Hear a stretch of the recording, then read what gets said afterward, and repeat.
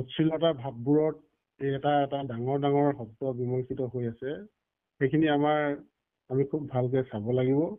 প্ৰথমতে ৰাসলীলাৰ প্ৰণেতা কোন, বক্তা কোন, শ্ৰোতা কোন, আৰু এই প্ৰণেতা আৰু বক্তাৰ শ্ৰোতাসকলৰ অভিপ্ৰায় কি আছিল, কি বিচাৰিছিল তেওঁ। আমি এইকেইটা প্ৰশ্নৰ উত্তৰ প্ৰথমতে দেখিছো যে ৰাসলীলাৰ প্ৰণেতা হৈছে সত্যব্ৰতৰ গোটৰ সত্যৱতীৰ সুত মহিষী কৃষ্ণদ্বৈপায়নৰ আমাৰ বেদব্যাস, যিজনে বেদ বিভাগ কৰিছিল। চাৰিও বেদৰ অনেক শাখা কৰিছিল, বেদান্ত দৰ্শনত প্ৰণয়ন কৰিছিল, মহাভাৰত আৰু 18 পুৰাণ ৰচনা কৰিছিল, আৰু যাক ঈশ্বৰৰ চতুৰ্বিংশতি অৱতাৰ বুলি কোৱা হয়। গতিকে বক্তা হৈছে মহাভক্ত মহাযোগী জীৱমুক্ত পুৰুষ বিষয় বিৰাগ্য সুখদেৱ। শ্ৰোতা কোন, বামুণৰ শাপত পৰি থকা অনুতাপগ্ৰস্ত হৈ মুক্তিকামী মৃত্যুমুখী থিয় হৈ মহাৰাজ থিয় হৈছিল, মহাৰাজ পৰীক্ষিত। গতিকেলৈ আমি প্ৰথমতে সেইটো বস্তু লক্ষ্য কৰি ল'ব লাগিব। ইয়াত ডাঙৰ অন্তৰ্নিহিত কথাটো হৈছে শ্ৰীকৃষ্ণৰ ৰাসলীলাৰ প্ৰকৃত তাৎপৰ্য বহুতে নাজানে।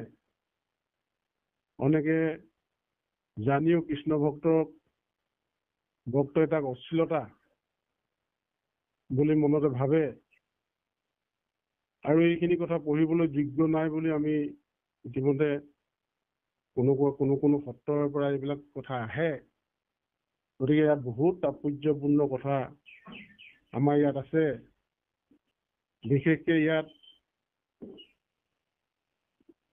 কুমাৰীসকলৰ কথা, কণ কুমাৰীসকলৰ কথা ইয়াত কথাটো লিখা আছে, যিসকলে আপোনাৰ 9-10 বছৰীয়া, আৰু বিশেষকে কাম আৰু বাসনাৰ ওপৰত ইয়াত কথাবিলাক লিখা আছে। কাম আৰু প্ৰেমৰ মাজত যিটো পাৰ্থক্য, কাম আৰু প্ৰেম একে বস্তু নহয়। কামে মনোবৃত্তি আৰু বাসনা, কিন্তু প্ৰেম আৰু মনোবৃত্তি বা বাসনা নহয়। প্ৰেম হৈছে একনিষ্ঠ, কাম তেনে নহয়।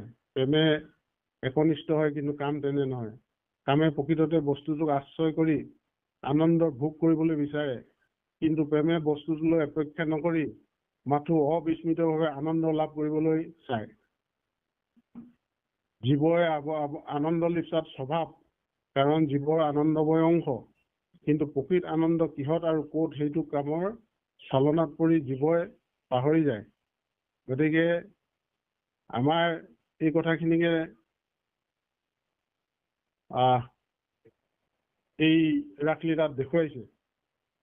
আমি কাম যিটো বাসনা, এইটো এটা স্কুল, যিমানে আমি ভাবি থাকো সেইটো স্কুলৰ লগতে সোমাই ভিতৰলৈ গৈ থাকে।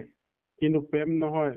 প্ৰেম আমি মাকো কৰিছো, প্ৰেম আমি সন্তানকো কৰিছো, ল'ৰাকো কৰিছো, দেউতাকো কৰিছো, ভগৱন্তকো প্ৰেম কৰিছো। সেই কথাখিনিকে বুজাবলৈ কাৰণে আমাৰ এই ৰাসলীলাৰ যিবিলাক কথা, এই কথাবিলাক আমাৰ মাজলৈ দিছে। গতিকে ব্ৰজ কুমাৰীসকলে আচল এই প্ৰণয়নৰ স্বভাৱত স্বাভাৱিকভাৱে সম্পূৰ্ণ বিপৰীত এটা কথা তেওঁলোকে চিন্তা কৰি লৈছিলে। কণ ল'ৰা ছোৱালীবিলাকে বিয়াৰ বিষয়ে কথা চিন্তা কৰি লৈছিলে। কিন্তু কথাটো হ'ল, যিখিনি কণ ল'ৰা ছোৱালীয়ে বাসনামুক্ত হৈ কাণত ধৰা ধৰি গৈ স্বামীক বিচাৰি গৈছিলে, তেখেতে কৈছে যে ব্ৰজ কুমাৰীসকলে প্ৰতিৰূপে পাবলৈ কামনা কৰিছিল। কাক কামনা কৰিছিল? ভগৱন্ত পুৰুষক কামনা কৰিছিল। বেদে কৈছে, কিন্তু বৰ্মৰ বাহিৰত দ্বিতীয় বস্তু আৰু মন সমীপত হলে জীৱৰ সন্ধান বন্ধন হয়। এইটো বহুত ডাঙৰ কথা। যেতিয়া আমাৰ এটা মনটো যেতিয়া আমাৰ কামনালৈ গুচি যায় বা মনটো বিষয়লৈ গুচি যায়, তেতিয়াই জীৱটো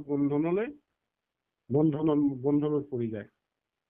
গতিকেলৈ জীৱ বন্ধনৰ পৰা মুক্ত হ'বলৈ কাৰণে মন নিমগ্ন থাকিব লাগিব। লাজ ভয় অভিমান সংসাৰৰ মায়াৰ পৰা আৱৰ্তনৰ পৰা আমি এইখিনিৰ পৰা আঁতৰি থাকিব লাগিব। গতিকেলৈ আমাক এটা কথা শিকাইছে, বিচাৰিছে যে সনন্দ সনত কুমাৰ এই 4 বস্তুৰ তেওঁৰ 4জন ঋষিৰ মানে বস্ত্ৰ নাছিলে। শুকদেৱৰ বস্ত্ৰ নিপিন্ধিছিলে বুলি কৈছে। শিৱ দিগম্বৰো বস্ত্ৰ নিপিন্ধিছিলে। গতিকে বস্ত্ৰ ত্যাগ কৰি ভগৱন্ত শ্ৰীকৃষ্ণৰ বস্ত্ৰহৰণ কৰিছিলে। গতিকে মোৰ জীৱই মোৰ আত্মাই মোক পাবলৈ কাৰণে ইয়াত এটা শব্দ সোমাই থাকে ৰাসলীলাত, পতিৰ প্ৰতি, মানে জগতৰ তোমাৰ পতিৰ প্ৰতি জগতৰ প্ৰতি মই হয়নে নহয়, আৰু মোক অন্তৰ্নিহিত হ'বলৈ কাৰণে মোক লগ পাবলৈ কাৰণে তোমালোকে এই যিটো চমৰ চকুৰে যিটো লজ্জা নিমানৰ কাৰণে এইখিনি এৰিব পাৰিছেনে নাই পৰা, সেই বস্তুটোক তেওঁলোকে প্ৰভু ভগৱন্তই পৰীক্ষা কৰিছিলে কাক? গোপীসকলক। গতিকেলৈ ভগৱন্তক পাবলৈ কাৰণে বৈষ্ণৱী বায়ৰ পৰা মুক্ত পাবৰ কাৰণে আৰু এটা শব্দ লিখা আছে, সেইটো সমদৰ্শী। ঈশ্বৰকো ভজি সৰ্ব হৰিময় তেৱে পাইব হৰি আছে। সমদৰ্শী হ'ব পাৰিলে নাই মোৰ জীৱই, সেই বস্তুটো এটা তাত তেওঁ চাইছিলে। গতিকেলৈ আমাৰ এটা কথা কৈছে যে ভজা ধানবিলাক সিজোৱাৰ পাছত আৰু তাক গজালি নেমেলে। ভগৱন্তৰ ভক্তিত প্ৰেম হৈ ভগৱন্তৰ ভক্তিত লীন যোৱাৰ পাছত সেই জীৱই আকৌ কামনা মুক্তি হৈছে নেকি, বাসনা মুক্তি হৈছে নেকি, তাকে চাবৰ কাৰণে হয়তো ভগৱন্ত পুৰুষে এই গোপীসকলক পৰীক্ষা কৰিছিলে।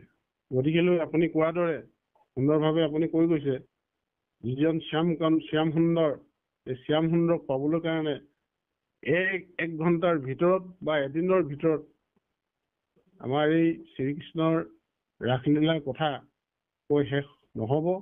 গতিকেলৈ পৰৱৰ্তী পৰ্যায়ত আমাৰ আৰু কৃপালু বাপ বান্ধৱৰ আমি আমন্ত্ৰণ কৰিম। তেওঁলোকৰ মুখেৰে আমাৰ জানিবলগীয়া বহু কথা আছে। গতিকেলৈ যিটো গুপুতৰ পৰম গুপুত বিচাৰ, এই শাস্ত্ৰভাগত এই কিছু অংশ আমাৰ আজি যুগত বহুতে পঢ়িবই নিবিচাৰে, জানিবই নিবিচাৰে। কিন্তু ভগৱন্ত পুৰুষে কৈছে আৰু শুকদেৱেও কৈ গৈছে যে এইখিনি নজনালৈকে, নিজক মাৰিব নোৱাৰালৈকে, নিজৰ মনটোক বান্ধিব নোৱাৰালৈকে কেতিয়াও ভগৱন্তক পাব নোৱাৰে। গতিকে ৰাসলীলাৰ তত্ত্ব ঠিক তেনেধৰণে আগুৱাই লৈ গৈছে আৰু বহু তত্ত্ব কথা আমাৰ মাজত আছে। গতিকে পৰৱৰ্তী পৰ্যায়ত আমি কথাখিনি আলোচনাৰ মাধ্যমেৰে আমাৰ উঠি অহা প্ৰজন্মৰ লগতে আমি জানিবলৈ চেষ্টা কৰিম। সেয়ে আমি কৃপালু সন্মানীয়